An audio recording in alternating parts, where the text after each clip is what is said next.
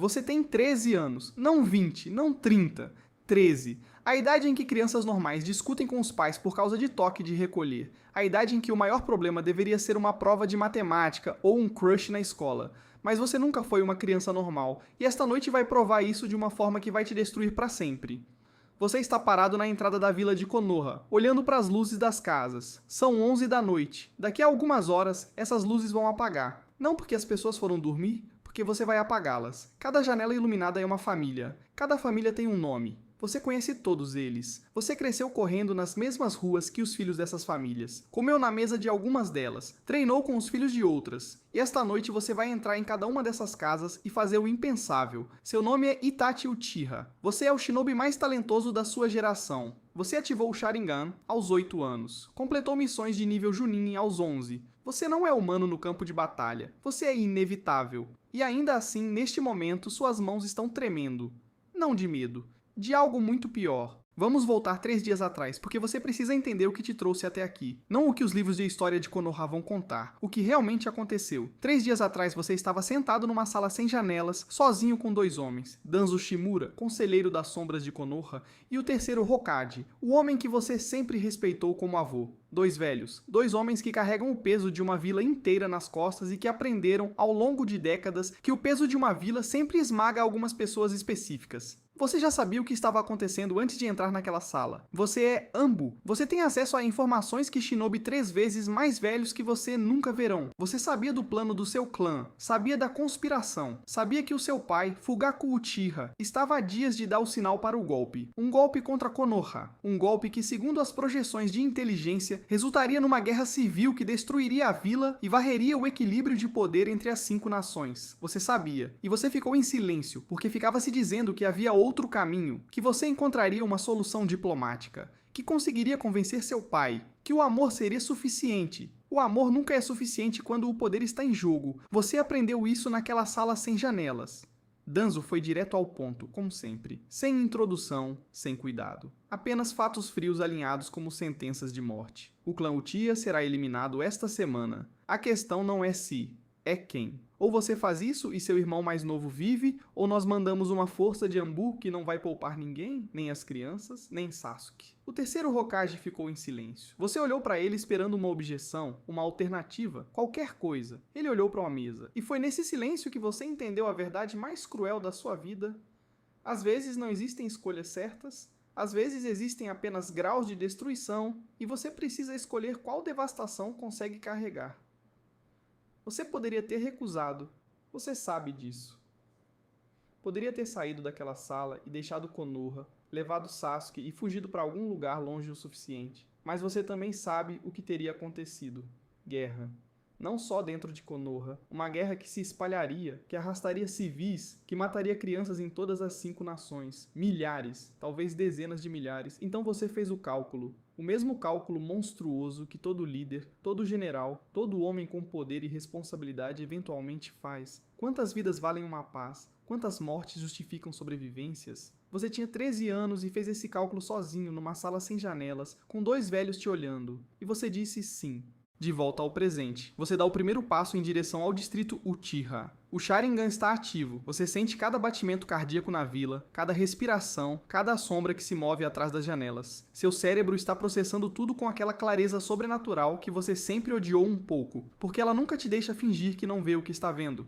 A primeira casa é de um primo distante. Você mal o conhece, só de vista, só de cumprimentos no festival anual do clã. Ele está acordado ainda, sentado à mesa, tomando chá. Você entra sem fazer barulho. Ele levanta os olhos e por um segundo, apenas um segundo, há reconhecimento no rosto dele. Itachi. E depois há o Tsukuyomi e depois não há mais nada. Você aprende algo naquele momento, algo que vai ficar com você para sempre. O pior não é o ato em si. É o segundo antes. O segundo em que eles te veem e ainda acreditam que você está lá para ajudar. A segunda casa. A terceira. Você começa a entrar num estado que reconhece do campo de batalha. Dissociação funcional. Você está presente, cada movimento é preciso, nenhuma missão da sua vida foi executada com tanta técnica perfeita.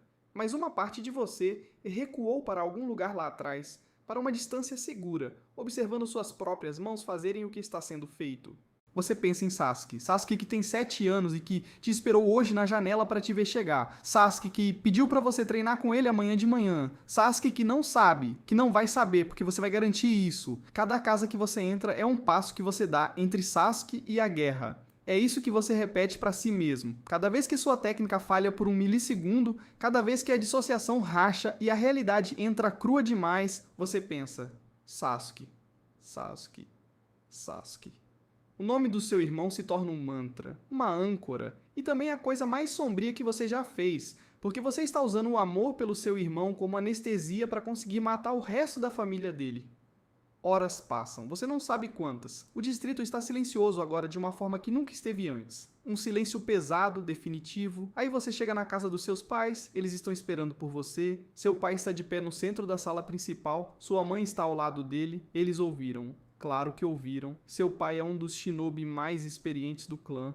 Ele sabia que isso era uma possibilidade, talvez soubesse que seria você. Você esperava raiva, esperava que ele fosse lutar. Uma parte covarde de você queria que ele lutasse, porque seria mais fácil assim. Seria guerra em vez de execução. Mas seu pai não luta. Ele olha pra você por um longo momento e depois faz algo que vai te perseguir pelo resto da vida. Ele sorri. Não um sorriso de resignação, um sorriso de orgulho. Ele coloca a mão no seu ombro leve, como fazia quando você era criança depois de um treino bem feito. Você sempre foi mais forte que todos nós.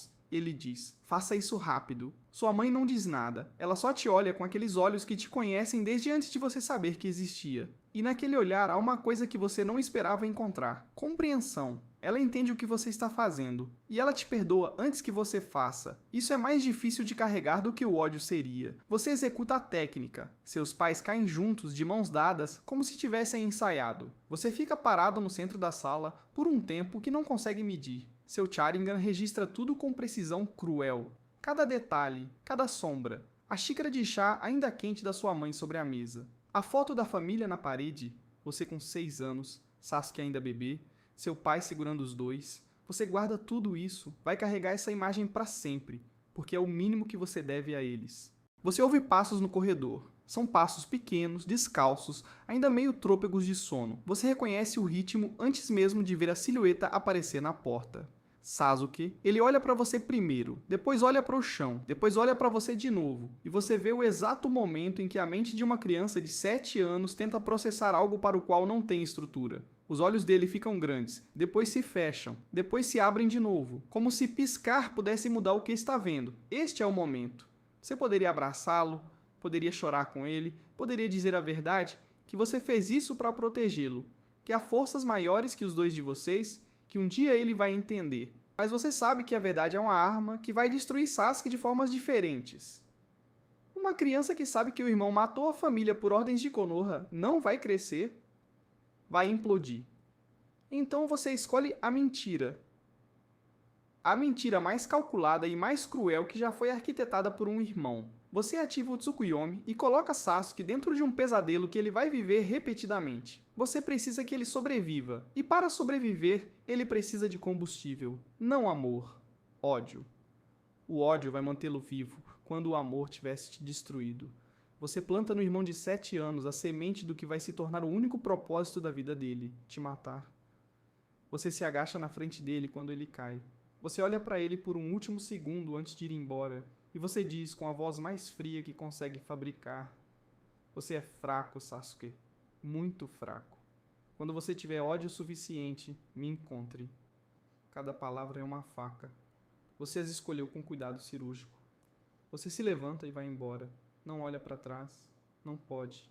Você deixa Konoha antes do amanhecer. Danzo vai garantir que a história oficial seja a que convém. Itachi Uchiha enlouqueceu, obcecado com o poder, assassinou seu próprio clã por ambição e fugiu. Você vai se tornar o criminoso mais procurado de Konoha. Você vai entrar para o Akatsuki, a organização de rango S que Konoha precisa monitorar por dentro. Mais uma missão que nunca vai aparecer em nenhum relatório oficial. Você vai viver os próximos anos sendo o monstro que Sasuke precisa matar. Você vai se certificar de que ele fica com raiva. Vai aparecer na vida dele nas piores horas, vai provocar, vai manter a chama do ódio viva, porque é isso que vai fazer Sasuke treinar. Crescer, ficar forte o suficiente para sobreviver num mundo que mata os fracos sem cerimônia. Você vai adoecer, a doença já começou. Uma condição ocular que vai te roubar a visão progressivamente. Você não vai vai tratar, vai deixar o corpo se deteriorar, porque no fundo, há uma parte de você que acredita que um homem que fez o que você fez não merece cura.